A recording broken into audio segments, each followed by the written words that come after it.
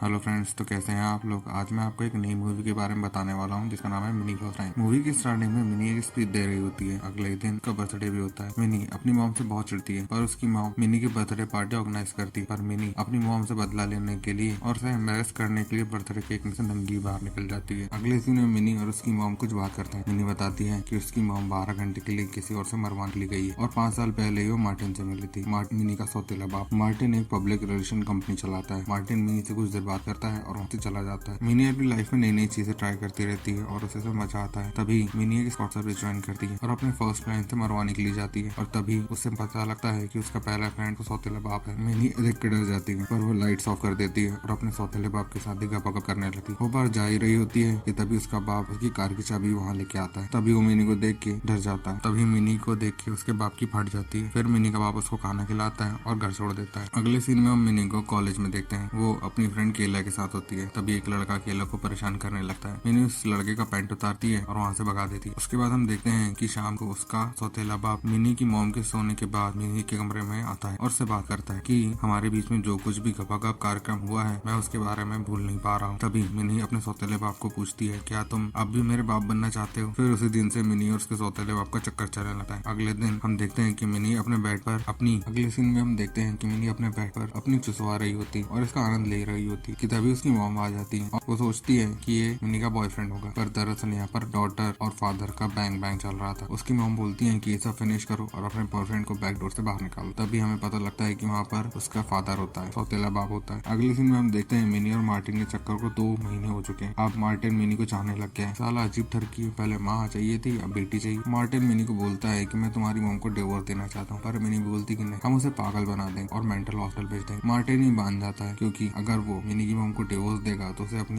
आधी प्रॉपर्टी का हिसाब उसकी मॉम को देना होगा। अगले दिन से मिली अपने काम में लग जाती है और अपनी मॉम को गलत पिल्स देने लग जाती है। उसकी मॉम धीरे धीरे पागल होने लगती है और बहुत डरने भी लगी, कितने कमीने मिनी।